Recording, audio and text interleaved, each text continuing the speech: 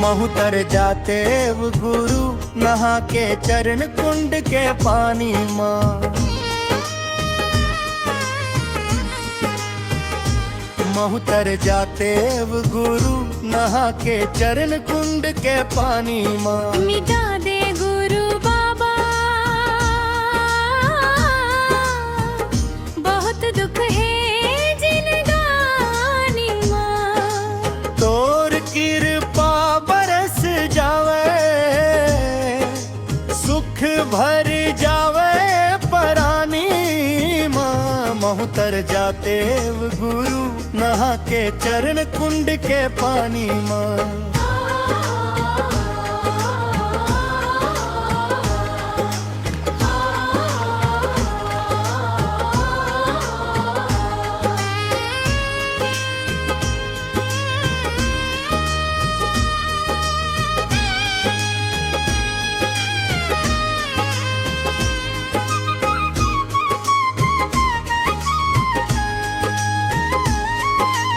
झूले बाबा मोर पापी काया लाके सुने हव तोर कृपा भारी महिमा देखा दे।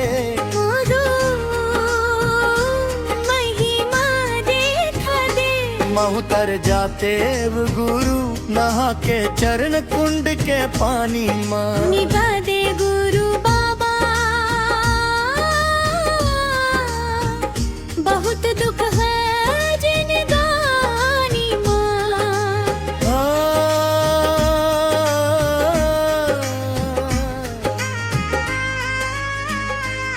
अपन जान के माथ नवा थव नवा जीवन दे दह। पत्थरा कस हो गए करे जा सुख गया आँख के पानी है। महुतर जाते वो गुरु नहा के चरण कुंड के पानी माँ। महुतर जाते वो गुरु नहा के चरण कुंड के पानी माँ।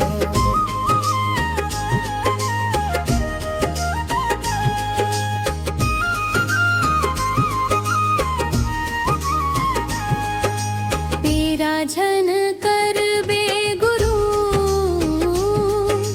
जो हट हवा रसता धर के हाथ रेंगा दे। नहीं जानब बाबा सेवा भजन ला का करव जतन बता दे। महुतर जाते वो गुरु नहा के चरण कुंड के पानी माँ। मिटा दे गुरु बाबा बहुत दुख है जिंदगानी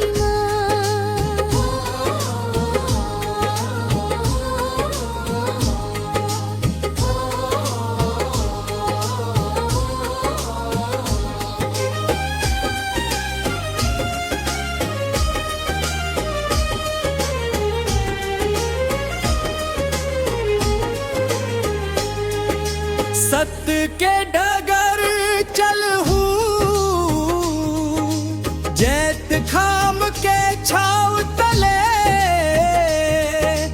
मन ला निर्मल करहू बाबा तोर संगत मिले।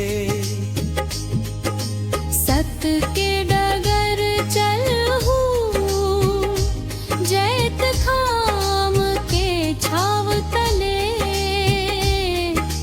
मन ला निर्मल करूँ बाबा तोर संगत मिले।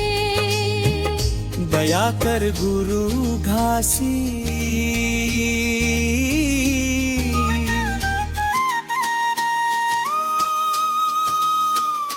महुतर जाते वो गुरु नहा के चरण कुंड के पानी माँ। तोर कृपा बरस जावे सुख भर जावे परानी माँ। महुतर जाते वो गुरु नहा के चरण कुंड के पानी में। मिटा दे गुरु बाबा बहुत दुख है जिंदगानी माँ। मिटा दे गुरु बाबा बहुत दुख है जिंदगानी माँ। हमारे चैनल को लाइक, शेयर और सब्सक्राइब जरूर करें।